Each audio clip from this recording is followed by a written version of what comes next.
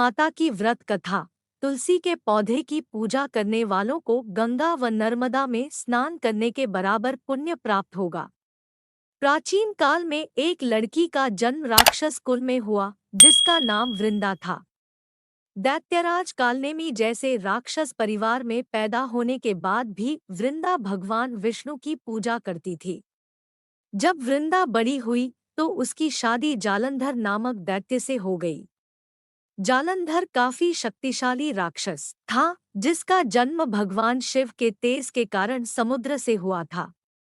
बलवान होने के कारण जालंधर को दैत्यों का राजा बनाया गया। वृंदा से शादी करने के बाद जालंधर की शक्ति और पराक्रम बढ़ता ही गया। उसे किसी भी तरह से हराना मुश्किल था। जालंधर के बढ़ते अहंकार व आतंक से सभी देवता परेशान थे। जालंधर की बढ़ती ताकत के पीछे उसकी पत्नी वृंदा की विष्णु भक्ति और सतीत्व था। होते होते जालंधर अपनी शक्ति और अहंकार में चूर होकर स्वर्ग की देवियों पर काबू पाने की कोशिश करने लगा।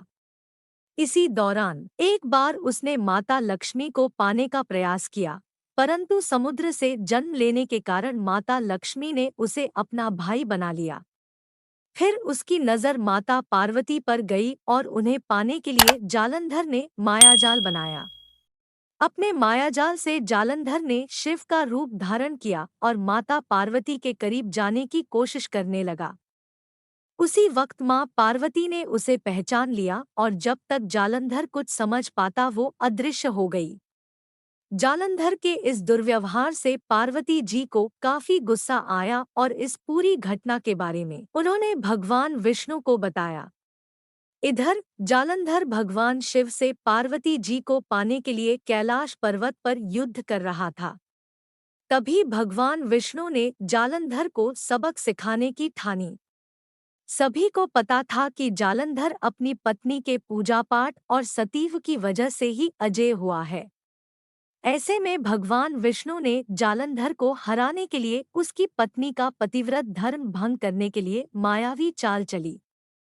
भगवान विष्णु एक साधु का रूप धारण करके वृंदा से वन में मिलने पहुंचे।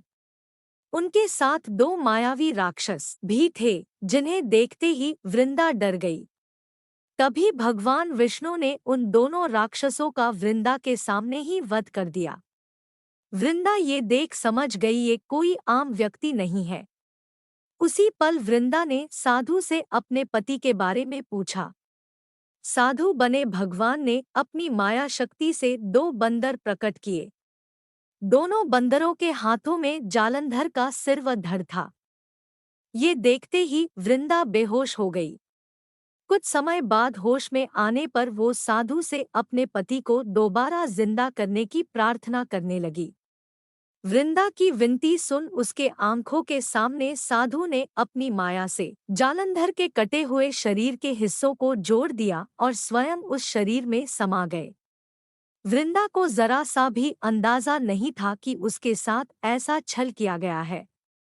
जालंधर का रूप धारण किए विष्णु जी को वृंदा अपना पति समझकर रहने लगी। वृंदा के ऐसा करने से उसका सतीत्व भंग हो गया, जिसके बाद जालंधर कैलाश पर्वत में युद्ध हार गया। जब वृंदा को यह सच पता चला तो उसने गुस्से में विष्णु भगवान को पत्थर बनने का श्राप दे दिया। इस घटना के बाद वृंदा स्वयं सती हो गई। जिस स्थान पर वह भस्म हुई वहां तुलसी का पौधा प्रकट हुआ।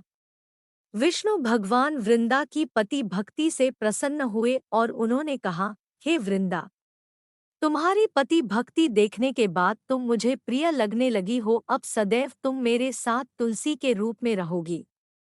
तुम्हारे तुलसी रूप का जो भी व्यक्ति मेरे शालिग्राम के साथ विवाह कराएगा उसे 1000 गुना यश व पुण्य प्राप्त होगा। जिस भी मनुष्य के घर तुलसी का वास होगा उस घर में कभी भी असमय यमदूत नहीं आएंगे। आगे भगवान ने कहा, तुलसी के पौधे की पूजा करने वालों को गंगा व नर्मदा में स्नान करने के बराबर पुण्य प्राप्त होगा। संसार में चाहे कोई भी मनुष्य कितना भी दुष्ट क्यों न हो, कितने भी पाप क्यों न किए हो, मृत्यु के दौरान उसके मुंह में तुलसी और गंगा जल अवश्य दिया जाएगा। इससे वह अपने पापों से मुक्त होकर वैकुंठ धाम जाएगा। इसके अलावा जो व्यक्ति तुलसी व आंवला के पेड़ की छाया में पितरों का श्राद्ध करेगा, उसके पितरों को मोक्ष मिलेगा। कहानी से सीख: छल, कपट या फिर अपनी शक्ति का दुरुपयोग करने वाले व्यक्ति का विनाश होना तय है।